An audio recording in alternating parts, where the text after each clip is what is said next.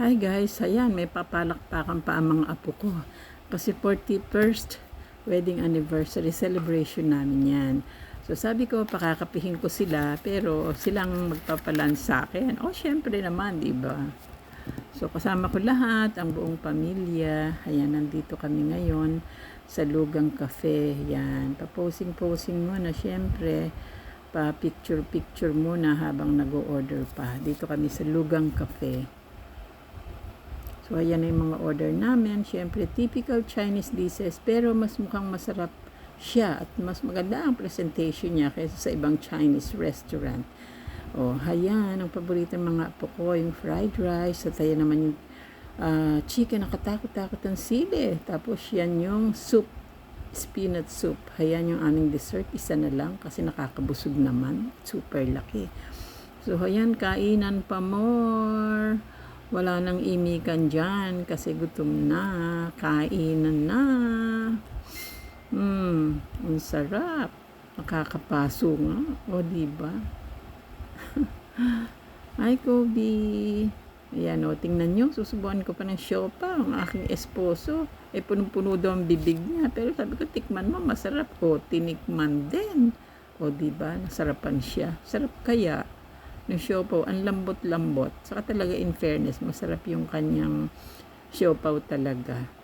So, ayan, tingnan nyo ang kanilang interiors. Napakaganda. High ceiling talaga. Tapos may painting pa do sa mga walls niya, ha. Hindi yung painting na talagang wall yung pininturahan nila. So, ayan. Kaya medyo expensive pala ang kanilang pagkain. So, ayan, lumabas na kami. Siyempre, selfie again. Habang naghahanap kami ng coffee shop. Ayan.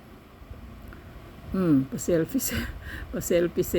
Oh, diba? May sumingit pa dyan, oh. May sisingit pa dyan. Kita nyo. Oh, ayan, oh. Unti-unti, oh. Sumingit. Oh, diba? Pa-selfie. Oh, biglang nyo. So, ayan naman ang aking apo, kasama ni Lolo. Oh, pero feel niya ang kanyang tito. Oh, tingnan nyo. Tapos si-smile siya ng pagkaganda-ganda. Oh, talaga rin. Oh, pag sinabi mong pose, smile siya talaga. Pag sinabi mong, oh, hug talaga. So, ayan, mga best. Nandito na kami sa coffee shop dito sa Nordies.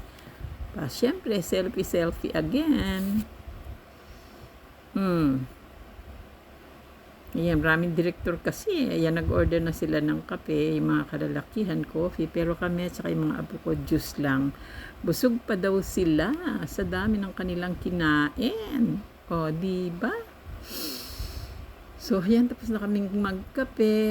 Picture muna, selfie muna, lakad muna, pasyal muna. Kasi pamaya-maya lang, pauwi na kami. So,